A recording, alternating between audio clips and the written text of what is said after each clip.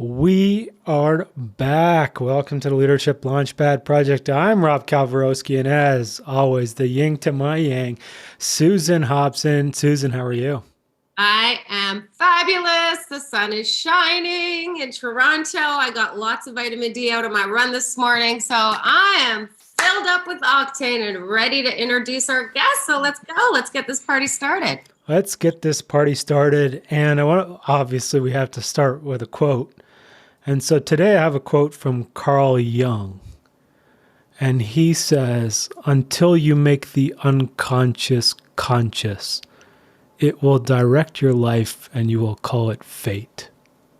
Oh, such a good one. As always, tell us why you selected that quote, sir. It's what we do, right? And it's always why we start with emotional awareness and digging into the mindset, because we subconsciously have a lot of patterns going on that we don't necessarily know.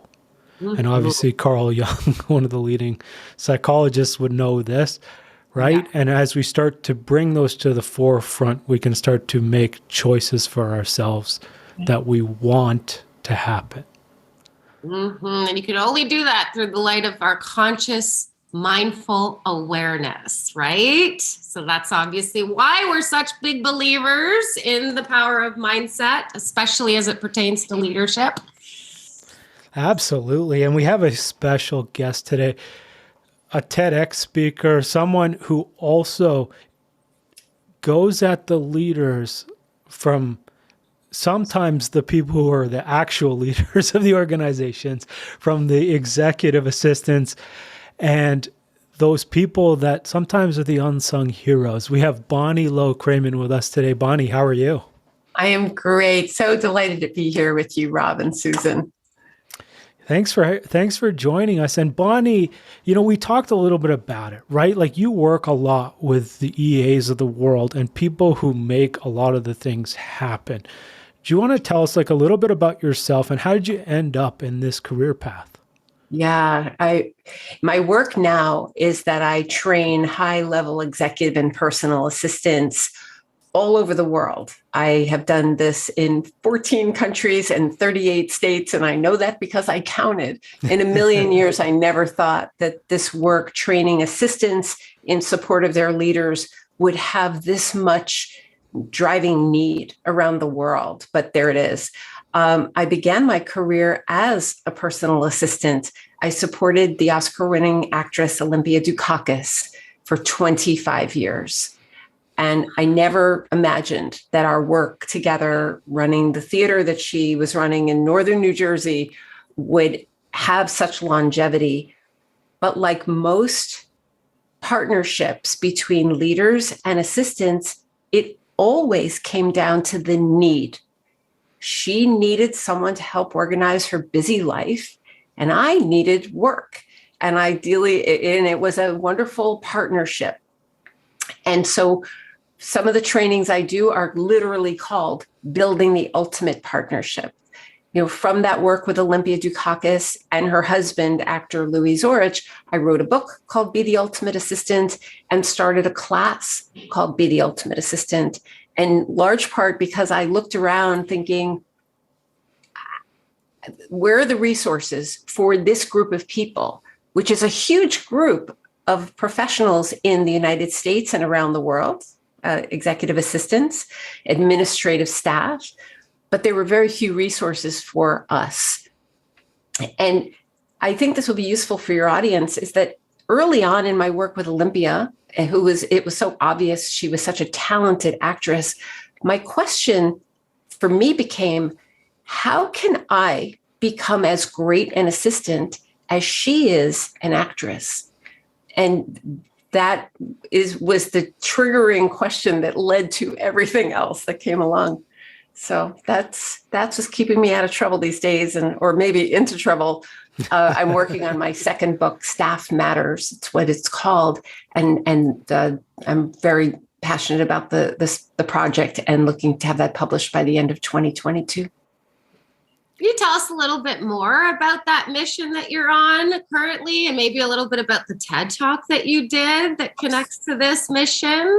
You bet. Well, Susan, I had to think long and hard about what subject I wanted to discuss on a TEDx stage. I feel really honored and privileged that I was asked to apply. If anyone out there who is interested in TED and TEDx, it's a major undertaking. They are a super organized organization, and you do not enter the effort lightly, is my advice to anyone thinking about this. So I did apply, and I decided that the title of this talk was called The Real Reasons People Quit. We have this great resignation going on out there.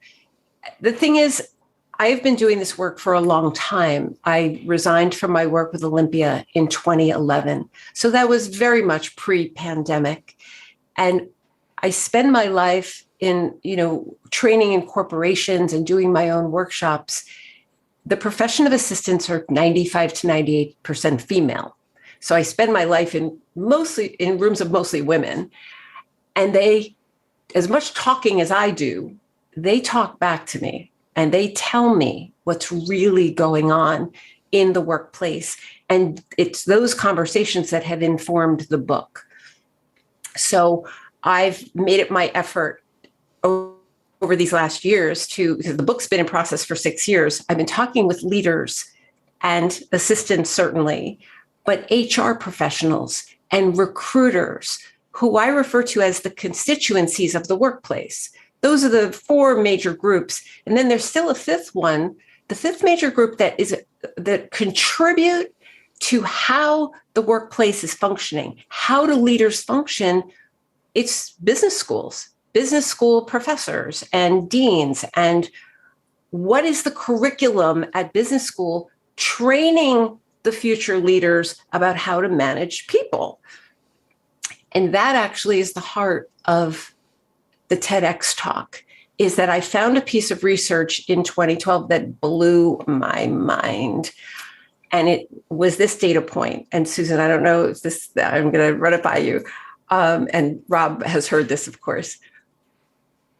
The average age that a leader gets their very first training, may I ask you to take a guess? What do you believe is the age that a leader gets their very first training in managing people? 45. In 2012, it was 42. And in 2021, when the research was done again, Susan, it's 46. So you are really close. You were spot on. And that explained so much for me, because I sit in rooms of assistants and I will ask the question, how many of you feel well managed? Yes. And so few raise their hand. And I'm talking seasoned people here. Wow. And their response is so like, if they raise their hand at all, it's very kind of half-hearted. And I made it my mission. Like, what in the world is going on here? Right. Why? What is going on here, Bonnie? Why such a blind spot? Rob and I have been trying to figure this one out too. And there it is. So if that's true, and then leaders validate that. Leaders validate to me. I say to leaders, did you learn how to manage people in business school? And they say, nope, sure didn't. They tell me this. And there are famous people who I'm quoting in the book who say that they didn't learn it in business school, and I'm of a mind that I think they should, Yeah. And now in the aftermath of the pandemic, I did my TEDx talk for Rutgers Camden in New Jersey. And so I know the people in the business department and the dean, and I know other deans in business schools. And I said, are you changing the curriculum? And they said, yes, they are, on the heels of the pandemic, which is great news. Here's the not so great news. It's going to be ready by 2024. 2025. It was explained to me that the wheels of academia move very slowly. Yes. And I get that. So that's where we come in, isn't it? Right. Honestly, I think that's why podcasts like yours and the work that I'm doing helps to fill in those gaps. For the step, when I tell assistants this piece of research, it makes so much sense to them, because it's not that their leaders are intending to be mean or nasty. They're not intentionally trying to do that in all cases. It's simply a matter of lack of education. They don't know how. It's hard to manage people, and it's especially hard to manage people remotely. Mm-hmm. Nobody prepared leaders for this, to have a workforce that's partly at home, partly in the office, and you never know on which day and how do they organize and how do you keep people safe. And I mean, it's a very chaotic situation right now in 2022. And I believe that the work we're talking about in terms of elevating leaders and talking about the things that need to be said, so that the decisions being made right now in 2022, those decisions are going to be sitting with us for quite a while. So I think there's a lot of precedent being set right now. And I feel a sense of urgency to discuss these issues with people like you, so that leaders can get cut to the chase, and they don't have to wait till 2024 or 2025 to learn it. I cringe to imagine where those leaders are going to be in 2024 by the time that learning arrives in school. Because if it's landing in school, they're still younger leaders. But what about all these leaders that are out there experiencing all of this disruption, and for the first time in their lives, realizing that they don't know how to lead people through it? So I gotta ask you, because we are so obviously aligned in terms of the missions that we're on, trying to stand in this gap between Leadership 1.0 and 2.0. Yes. But we always love to ask our guests, so I'd love to ask your thoughts on this too. What does leadership mean to you? Oh, I've given that one a lot of thought. And what leadership means to me, and this comes from watching the most successful leaders, it's not that the most successful leaders have all the answers. In fact, they know they don't have all the answers. Right, yeah. What they do, the smartest ones who I know, they surround themselves with great people. They're not afraid of hiring people who might be smarter than them in certain things. They're not threatened by that. They work to surround themselves with talent, with talented people who care about the mission of the company, and then they give them a runway to work, to do their thing, to flex their muscles, and to leverage the skills and the talents and the intelligence that they have to be creative. And the best leaders out there support their people to soar, to ideally build better leaders. Because what I've seen, that the leaders who invest in the people they decide to hire, those staffers are the ones who are proactive. They do things without being asked. They're the ones who run towards a problem, not away from it. They're not the ones looking at their watch and saying, well, I got to go. I don't care what's going on here. You can't buy that. Money, the smart leaders know that money only goes so far with leading, that leadership is really about hiring smart and nurturing your people. It always comes down to the humans, to the people. That's what leadership means to me. I love it.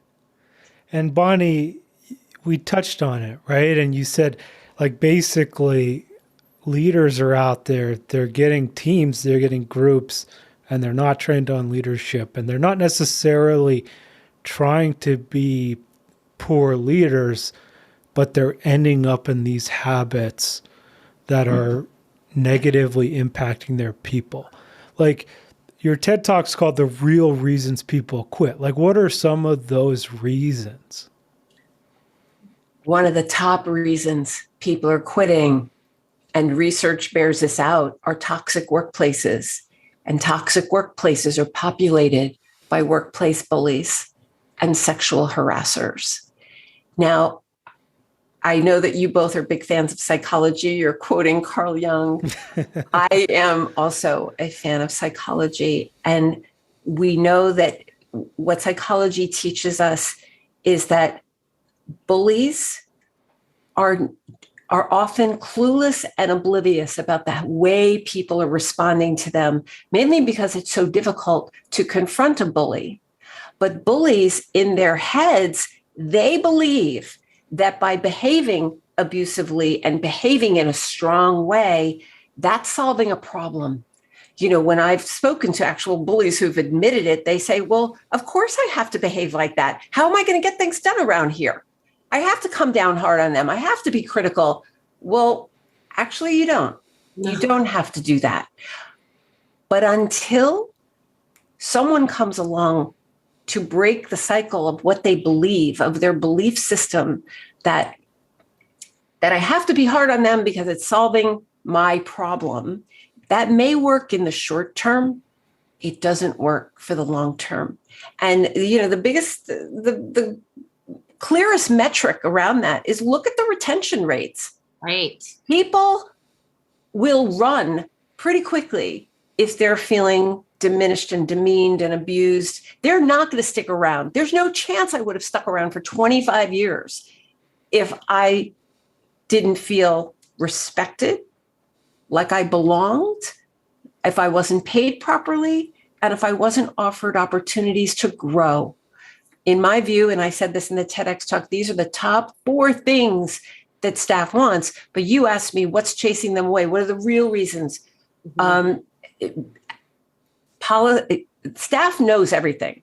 So one of the things I point to are unfair rules that are applied to some, but not all. Discrimination is a big one. You know, bias, unconscious bias and overt bias in the workplace. You know, the tech field it's pretty well known that, you know, women in tech have to prove themselves 3 times, 5 times more than a man in order to get ahead. The whole wage gap thing, you know, to not pay people properly. You know, if leaders think that staff doesn't know what people are being paid in their company, they're fooling themselves. And those are the things they're not being said to leaders. You know, people don't want to, you know, shoot themselves in the foot, right? They need another job. So when people quit jobs, they're writing a letter of resignation. They might be having an exit interview, but they're not talking eagerly about the bullying, about the harassment, about the unfair rules or discrimination. You know, you prefer white people in our company, you know, like that. Those sentences are hard to say. And if leaders are not making it safe for their people to say these things, to reveal what's really going on, these problems are going to continue. They are vicious cycles. And my goal is to break these cycles right now. And you know why? And I asked Rob this question, but, you know, Susan, may I ask, have you in your life either witnessed or experienced workplace bullying? Do you know what that is?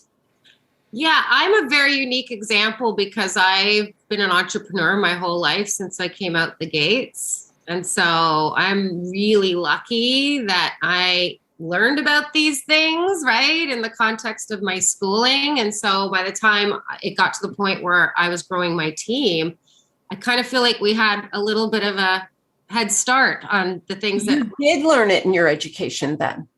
Yeah, well, I think like because I studied psychology, right? And I studied neurolinguistic programming and I studied beliefs affect the way we feel. And that's how you impact the way other people feel, which is what affects their beliefs, which is what affects their behavior, right? So This is my area of specialty. So I've always had a deep appreciation, right, for how important that is in the context of any team environment. I grew up in sports, so that wasn't my experience in my locker rooms necessarily. I would say going to an Ivy League school, even like that was not my experience necessarily in the classes that I was in. So I kind of had a deep appreciation coming out the gates, right? Studying all of this in terms of the human experience that I feel like informed the way, that I show up for my teammates now. Right. Would it surprise you if I told you that you're more the exception and not the rule? Not at all. No, I mean, this is, I think, why we've hit the ground running so hard on this mission to affect change in the leadership space. Yeah, you know, because here's the thing. When women, but men too, but because Rob, we talked about bullying among men as well. It happens to both sexes, to all sexes, if you will. And when it happens, I'll ask my students and my audiences, first of all, people remember exactly what happened, right? And they remember it for a long time. And they feel traumatized. That's not too strong a word when it comes to many assistants feel that they're dealing with PTSD, post-traumatic stress disorder, and they've gone into therapy and they take antidepressants, and there are all kinds of things that manifest as a result of bullying. And I say, how long does the trauma last? The day it happens, the week it happens, the month it happens, and they yell at me. They say, forever, forever. And that is so not okay with me. We have to break it now. Leaders must understand that to do this, we've got this great resignation out there, and HR, I'm in touch with recruiters every day, and HR people are contacting me because they know I train assistants, and they say, send all your candidates to me. We have so many jobs. Well, if leaders want to attract great candidates, then they have to take a hard look at their company culture and the toxic work environments that may exist under their virtual roof or their literal roof. But very few people have the courage to speak to it. And that has to end. We have to find the way to find a language and reveal what's really going on, because we're traumatizing far too many people and it's lasting forever. I don't know anybody for whom that would be okay. And I kind of feel like because we've just all collectively as a global society or family have just been through 2 years of trauma and navigating this pandemic, right? People are more awake than they've ever been to this fact that it matters how they feel, even in the context of work. And therefore, they're raising their standards. They're not going to work for those 1.0 led toxic organizations or leaders anymore. And that's the fact, right? We've been saying this is coming. Leadership 2.0 is coming. It's here. So it's here. Yeah. So if these leaders aren't getting curious and starting to learn about how they're leading their people, the culture that they have, like all of these things that you've been talking about, I can't even imagine that they'll even be around in a couple of more years, right? Exactly. I mean, the good news is, I know for me and probably for you, I'm busier than ever. The leaders have caught on. I agree with you that we are at a moment right now. I think we have a golden opportunity. The door is open because I've never experienced a time in my career where leaders are so open to hearing new ideas about how do we do it better? How do we fix what's broken?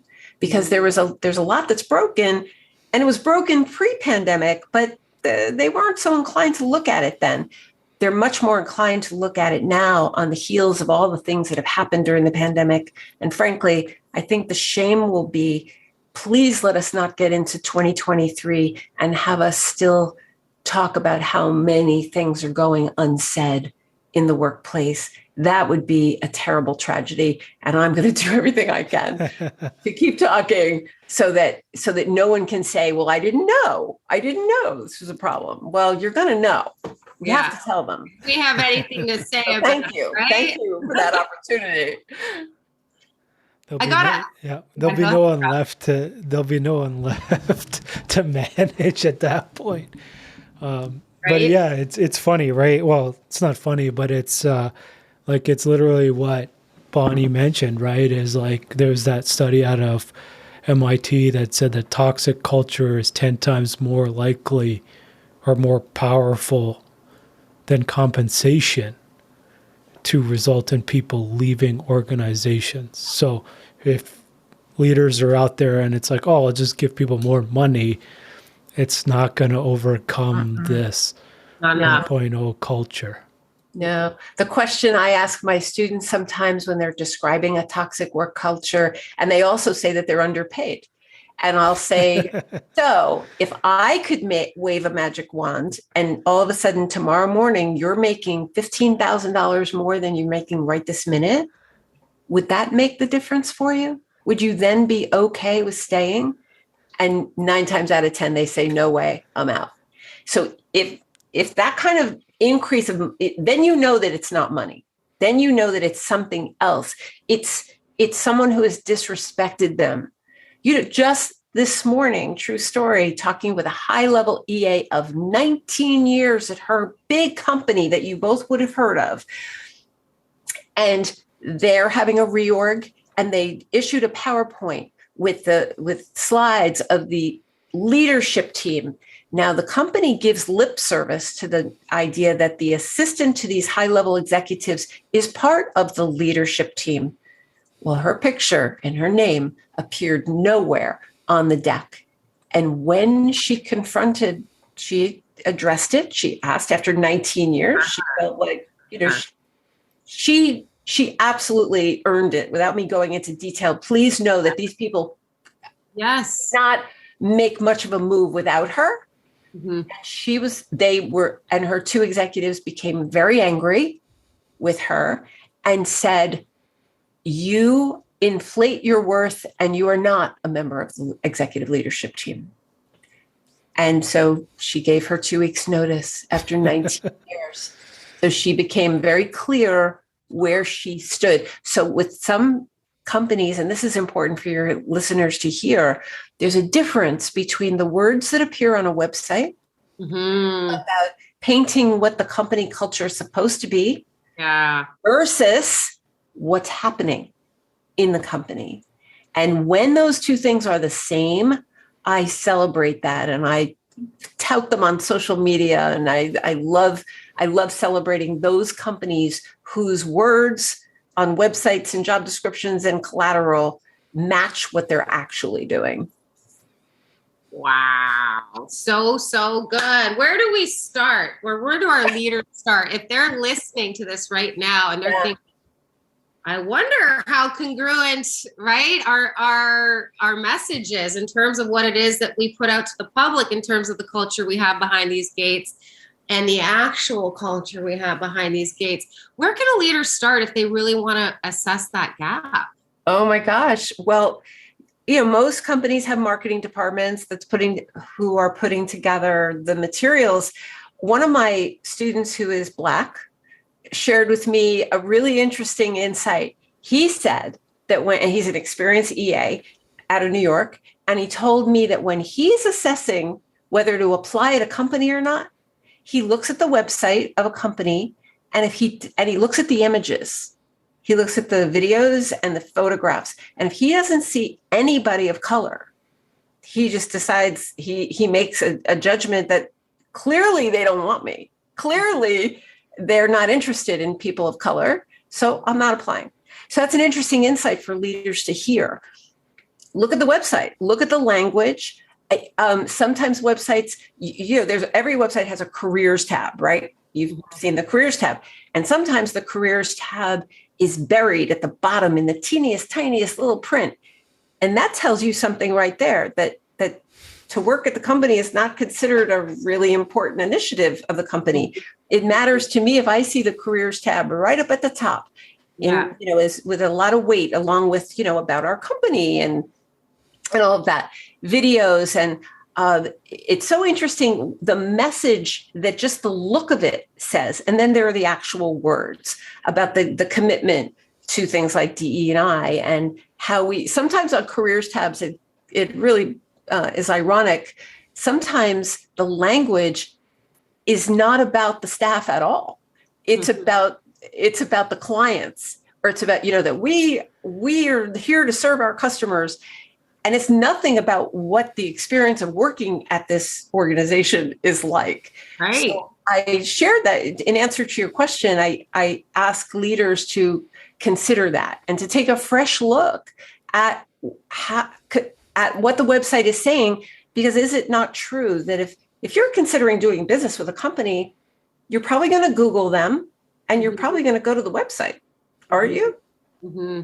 I mean, I suspect you both went to my website and maybe Googled me and maybe went to LinkedIn and somehow you made a judgment about who I am and what I stand for. And I've spent I'm a words person anyway. I'm an English and theater major.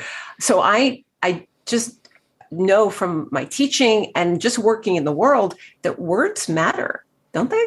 Words, images, they matter. That's what the first thing I would tell leaders to do, Susan. And then to ask their people. I mean, certainly there's Glassdoor and there's lots of reviews online where people get to share anonymously. What does it mean to work at this company? And those, of course, need to be taken with a grain of salt, those crowdsourced reviews. But there's no substitute for a leader picking up the phone or scheduling one-on-ones with key staff.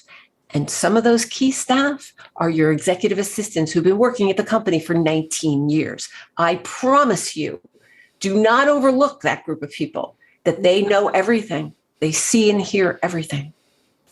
That would be initial advice. We know this, from Annalisa on our team. We were joking because she was off getting married last week. And she's back, and so nerve of her. You're all around in our virtual locker room on What's Up this morning, welcoming her back, saying how hard it was without our right hand and how much we missed her and how much we appreciate her, like knowing everything that she does. She makes our world go round, and we say that to her all the time. But I'm curious if you could describe for our audience out there, since you know from your firsthand experience, from your expertise working with other executive assistants, what ideally are they gravitating towards or seeking in their leadership? What are those qualities or characteristics that they're looking for? They're looking for one-on-one time. That some assistants meet once a day for 10 minutes. Like, it's unique to their partnership. They're looking for one-on-one time in order to get the answers they need.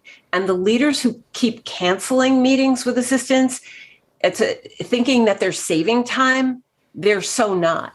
That the smartest leaders out there will cancel other things in order to have the 10 minutes with the executive assistant. Because as I would say to Olympia Dukakis, I would say on certain days, Olympia, I know you've got a busy day. If you give me 15 minutes before 4:00, I'm going to leave you alone for the rest of the week, but I need these answers. Okay. So that's the one-on-one time is important. Clear expectations. Yes. Is another thing that assistants are yearning for. I think you'd believe me if I tell you that so many assistants report that the job description that they're actually doing, the things that they do every single day, bear very little resemblance to the job description that they were given when they were hired. It's been every job I've had. Another gap. So it's not unique to that, but it's not smart you're not setting people up for success if the expectations are unrealistic or they're too generic and too general. So they're looking for clear expectations. They're also looking for ongoing feedback. Leaders tend to get feedback often. Staff is yearning for feedback. So when those annual reviews come, so many assistants, so many staff are shocked about what they hear at the annual review, because those are things that should have been said and identified along the way. Mm-hmm. Leaders, but they're not teaching that in business school, to my knowledge. Yeah. You need to give your people time, especially in the virtual world. They're looking to be paid fairly. There are far too many assistants in the world underpaid. I attribute that in part to the fact that women in general, we're not trained how to negotiate money. Mm-hmm. I don't know when you learned it, Susan, but I am certainly an example of someone who didn't learn until I was in my late 20s at the first start of how to manage money and how to handle negotiations. I mean, where's that class? Right. So I'm teaching that one, right? Right. Another gap. Another gap.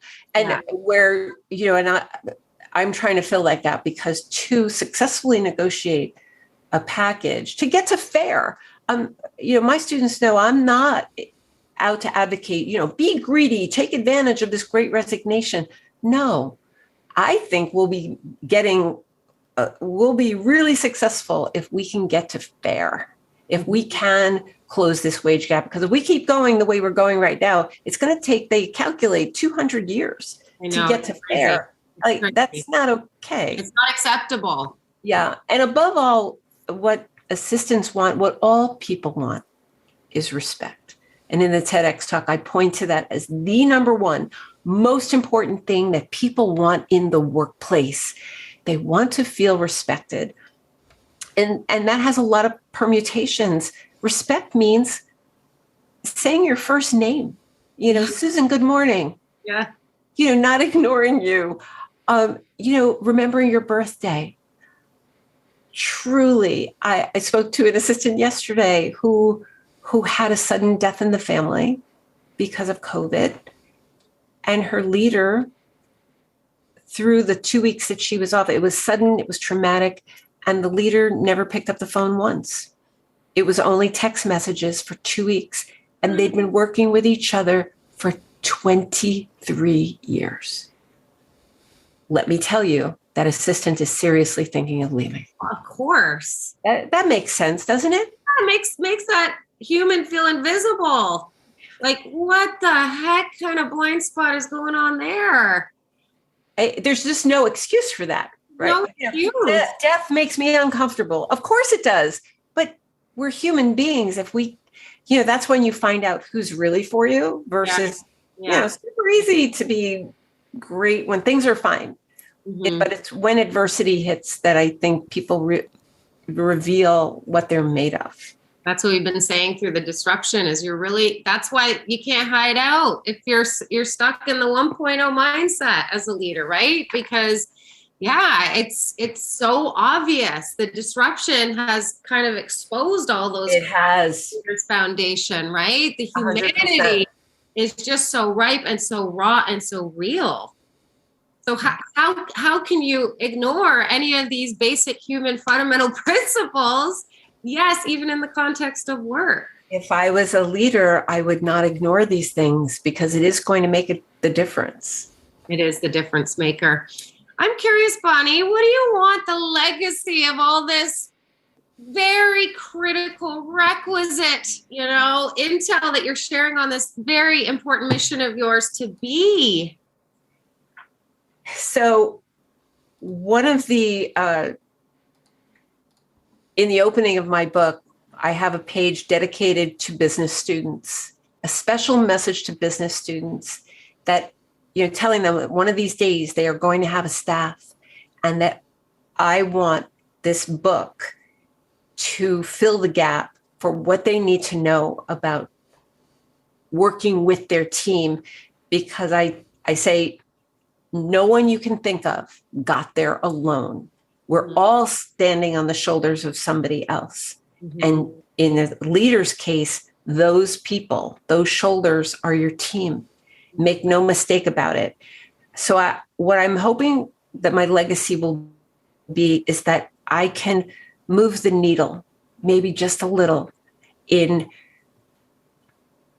affecting mindset about what's possible in this workplace. And I call it an ultimate workplace. What can we do? Things like know the power of picking up the phone if one of your staff has a family member die. It's as simple as that. Show some human compassion, that we can't use the excuse of busyness. I have 2 granddaughters. And honestly, when I think of my legacy about this work, I use them as representative of all the young people who are going to be in the workplace at some point, 15 years, in their case, 15, 18 years from now. And when that happens, I want it to be less likely that they're going to be bullied. I want it less likely that they're going to be sexually harassed. I want it less likely that I want them paid properly. I want the wage gap to be closed or much closer. And I want them to be supported to grow and to be seen for the professionals that they are. And if I can do that, then I want to look back and say, I made a difference in at least some companies, and then it can spin. That's my hope. You're definitely well on your way to that. I was going to say. Thank you. It means the world to me, because I mean every word. I do. We know it. We can feel it. I And do. so can our audience. That's why Leadership 2.0 is the future of work, right? Because like you were saying at the start of your interview with Olympia, right? She was so inspirational. I mean, you speaking your truth, fully vulnerable and authentic, is so inspirational. We can feel the sincerity of that. And so that's how we know you already are spreading that ripple effect and having that impact in the world. I'm grateful for that. I know Olympia passed away last year, but she's inside me. She was a person she was a woman who was such a great role model for me, such a strong person. And she was the one who did speak the truth. She would speak to that elephant in the room, the thing that everybody was so eager to have said, but no one had the courage to say. And she taught me I saw her do it, and she taught me how to do it too. And now I teach my students to do it, and they are, because we need to break these patterns of trauma. It's just not okay that it's so ironic, isn't it? Perhaps in your work with leaders, you hear that staff is referred to as body parts. They're referred to as the backbone of the company, right? Yeah. Right arms. They're the right arms to their leaders. They're the eyes. They're the ears. They're the lifeblood. If they're that important, why are we abusing them? Exactly. It doesn't make sense, does it? It doesn't make sense. It doesn't make sense. Yeah. And it's not okay. And we have to stop that right now. Well, that's where we're out of alignment, right? And that goes right to that question I asked you about that gap. How do we assess that gap? Well, that's how you know, right? Like if we're saying that about what we just said about Aunt Lisa on our team, she's our right hand, but we're not actually treating her that way by like celebrating her on her special day, then what are we doing? It's just lip service. And may I just add one more point?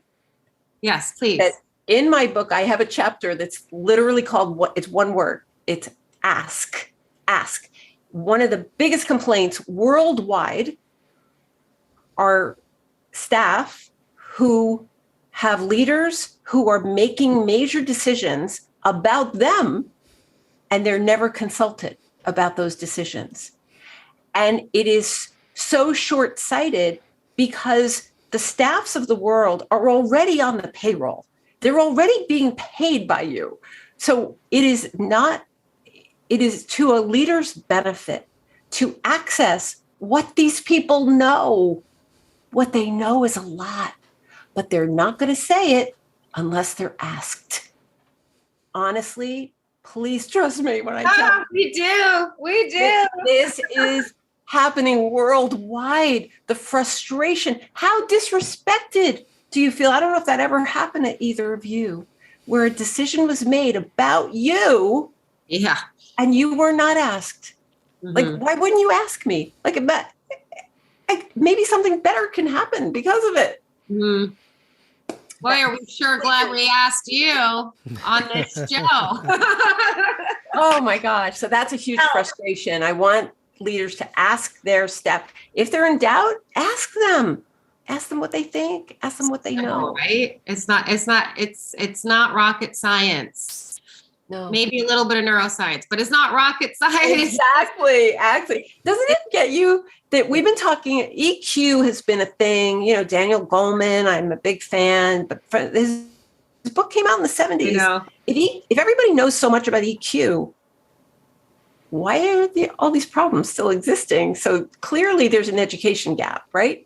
Well, I think the gap is between intellectualizing a concept or a theory or a practice, right? And integrating it by actually walking that talk, right? And starting. What do I do with this? Behavior. But that's again why Rob and I here at the Elite Dream Team, we focus on mindset, strategy, architecture, because we know there's no way you can affect any kind of change or growth or impact your people or your bottom line unless you understand how to affect change at that level, right? It's not just something that is that can come from a textbook and be intellectualized in order to actually land on the ground and affect change.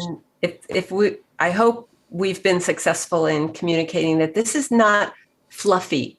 This is not just nice to do. This is so smart to do. This is requisite. So smart.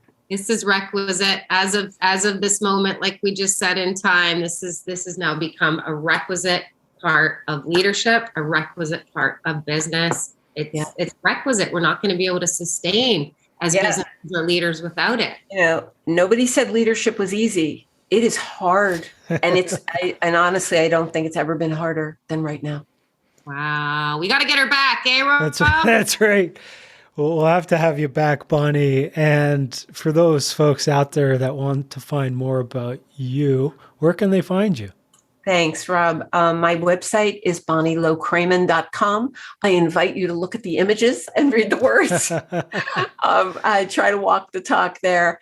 And my book is Be the Ultimate Assistant, as is the class. The website pretty much lays it out. I have a community, a once a month community called Staff Matters, where I invite anyone concerned about this workplace into the conversation. They're 90-minute conversations. So there's information on that on the website as well. So I want to continue these conversations with leaders and HR and recruiters and assistants. The only way, no one group is going to be able to solve what's broken alone. We need to collaborate in a big way. And I'm just so pleased and honored to be here with the two of you. Thank you for that opportunity. Thank you so much. And for us, obviously, head on over to elitehighperformance.com for all your leadership development needs. And please hit subscribe to Leadership Launchpad Project on your favorite podcast platform. Susan, is there anything you want to leave us with today? I'm just so glad we asked. That's a great habit that we have, eh, buddy? As it turns out. But for all of you listening out there, get out and start talking to your people. It's not rocket science. That's the takeaway, right? Is that, human-centric 2.0 leadership, that's where it begins. It's the relationship that matters most, that carries the most weight in terms of impacting anything in your business. So I really hope our leaders out there today are feeling inspired to get up off their butts, stop just listening to or reading about, and start walking that talk and get out there and engage with your people. Ask curious questions. They are a well of intel, like you can see with Miss Bonnie here today. I love it. And for me, I obviously have to close on a quote. I'm so looking forward to it. And it's from Craig Crippen, and he says, "You are being presented with a choice, evolve or remain. If you choose to remain unchanged, you'll be presented with the same challenges, the same routine, the same storm, the same situations until you learn from them, until you love yourself enough to say no more. Until you choose to change. If you choose to evolve, you will connect with the strength within you. You will explore what lies outside your comfort zone. You will awaken to love. You will become, and you will be. You have everything you need. Choose to evolve. Choose to love." Woo! Everybody. Thank you so much for listening. Bonnie, thank you so much for joining us. And we'll see you all next week. What a pleasure. Excellent. Thank you so much for being here.